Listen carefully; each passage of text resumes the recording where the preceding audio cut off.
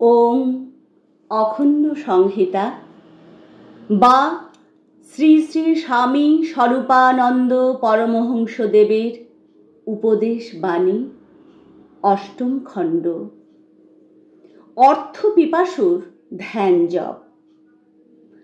ত্রিপুরা ভলাকুট নিবাসী জনৈক পত্র লেখকের পত্রের উত্তরে শ্রী শ্রী বাবামুনি লিখিলেন, নিরন্তর অর্থ পিপাসুর ধ্যান জপ তপ আরাধনা অধিকাংশই ব্যর্থ হইয়া থাকে।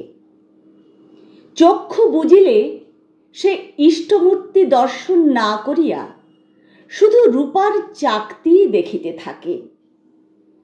শ্রীকৃষ্ণের মোহন বাসরীর পরিবর্তে মনের কানে সে অবিরাম টাকার ঝনৎকারই শ্রবণ করিতে থাকে। অর্থ সম্পর্কে লালসার কতক পরিনির্বাণ না ঘটা পর্যন্ত এভাবে তাহার ধ্যান জপের একটা প্রধান অংশ ইঁদুরের গর্তে নিক্ষিপ্ত জলের ন্যায় গুপ্ত পথে অন্তর্হিত হইয়া যায়।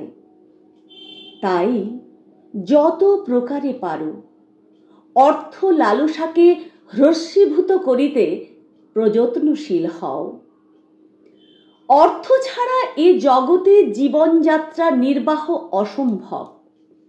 ইহা যেমন সত্য, অর্থই জগতের সকল অনর্থের মূল, ইহাও তেমন সত্য। অর্থ অর্জন করো, কিন্তু অর্থ পিপাসা বর্জন করিয়া। অর্থ সংগ্রহ করো, কিন্তু অর্থের লালসাকে পদতলে নিষ্পেষিত করিয়া।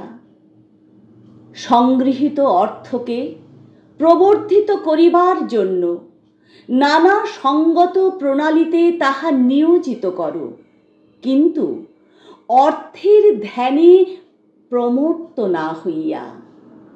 তোমার উপার্জিত অর্থ, যার দ্বারা নিজের ব্যক্তিগত উদর বা ক্ষুদ্র একটিমাত্র পরিবারের অন্তর্ভুক্ত ব্যক্তিগুলির উদর পরিপূরণ করিবে, এই জাতীয় বুদ্ধি সম্পূর্ণ পরিহার করিয়া তোমার সকল অর্থার্জন চেষ্টার সাথে মনে মনে নিখিল বিশ্বের হিত কল্পনাকে যুক্ত করিয়া লও। ইহার ফলে অর্থার্জন একটা কামনার বিলাস না রহিয়া মহাযজ্ঞে পরিণত হইবে। লোকহিতে রত ব্যক্তির অর্থার্জন ধ্যান জপ তপ ও আরাধনায় তেমন গুরুতর বিঘ্ন হয় না।